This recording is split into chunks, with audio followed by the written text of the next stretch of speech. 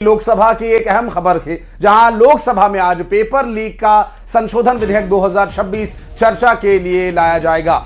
और इस अहम बिल पर दोपहर 12 बजे से सदन में बहस फिर शुरू होगी। कांग्रेस सूत्रों के मुताबिक नेता प्रतिपक्ष राहुल गांधी करीब 12:30 बजे इस विधेयक पर अपनी बात रख सकते हैं और सरकार को घेरने की कोशिश करेंगे। दरअसल सरकार की ओर से केंद्रीय मंत्री जितेंद्र सिंह दोपहर करीब 2 बजे चर्चा का जवाब देंगे। पेपर लीक पर सख्त कानून लाने के उद्देश्य से लाए गए इस विधेयक पर सत्ता पक्ष और विपक्ष के बीच तीखी बहस देखने को मिल सकती है।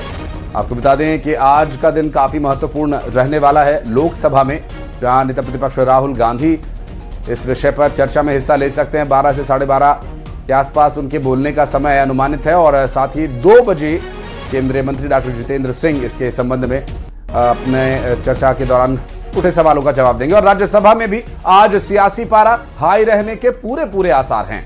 सूत्रों के मुताबिक लोकसभा में पेपर लीक विरोधी कानून पारित होने के बाद सरकार इसे राज्यसभा में पेश करने की तैयारी में है और इसी रणनीति को लेकर देर रात गृह मंत्री अमित शाह और केंद्रीय मंत्री जेपी नड्डा के बीच बैठक हुई।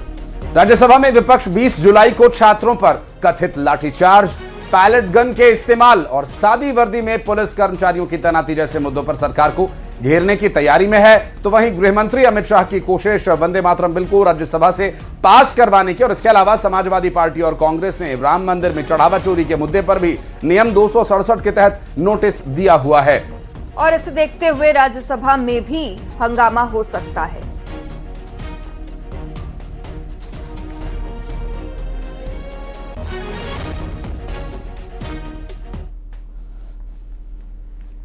तो नीट यूजी 2026 पेपर लीक मामले में सीबीआई ने बड़ा कदम उठाते हुए 13 आरोपियों के खिलाफ चार्जशीट दाखिल कर दी है। दरअसल इस चार्जशीट में राष्ट्रीय परीक्षा एजेंसी यानी एनटीए के 3 विषय विशेषज्ञ, कई बिचौलिए और 2 कोचिंग संस्थानों से जुड़े लोगों को आरोपी बनाया गया। सीबीआई ने 360 गवाहों, 422 दस्तावेजों और 43 भौतिक साक्ष्यों के आधार पर आपराधिक साजिश, धोखाधड़ी, भ्रष्टाचार, सार्वजनिक परीक्षा अधिनियम समेत कई गंभीर धाराओं में आरोप लगाए हैं।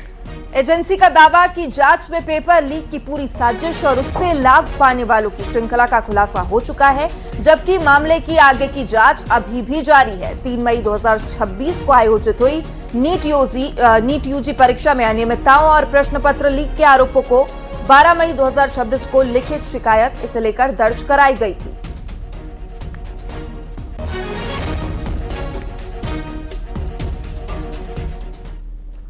आज गुरु पूर्णिमा है और गुरु पूर्णिमा का पर्व बड़े ही धूमधाम से मनाया जा रहा है। मठ मंदिरों, गुरुकुलों, आश्रमों में लोग अपने गुरुओं की पूजा अर्चना, उनका आशीर्वाद ले रहे हैं। साथ ही गंगा नदी में पावन डुबकी लगाकर दान पुण्य भी किया जा रहा है। गुरु पूर्णिमा का विशेष महत्व, इस महत्व को देखते हुए अब देखिए तस्वीरें, ये उन श्रद्धालुओं की अपने अपने गुरु जिन्होंने जीवन में उन्हें मार्गदर्शन दिया, उनके प्रति कृतज्ञता व्यक्त करते। और प्रकृति का ये गुरु शिष्य परंपरा का चलन आप देवकाल से ही देख सकते हैं और आज तक ये परंपरा चली आ रही है। जीवन में मार्गदर्शन, कठिन परिस्थितियों में निर्णय लेने के लिए गुरुओं का शिक्षा के साथ साथ आशीर्वाद भी उतना ही प्रासंगिक है। इसलिए गुरु पूर्णिमा पर पवित्र स्नान करना और गुरुजनों को याद कर उनके प्रति कृतज्ञता व्यक्त करना, ये सनातन परंपरा है। अजय पटवा हमारे सहयोगी इस वक्त हमारे साथ जुड़ गए। अजय, गुरु शिष्य परंपरा देवकाल से ही चली आ रही है और इसीलिए गुरुओं के आशीर्वाद प्राप्त करने के लिए आज का दिन सर्वोत्तम रहता है।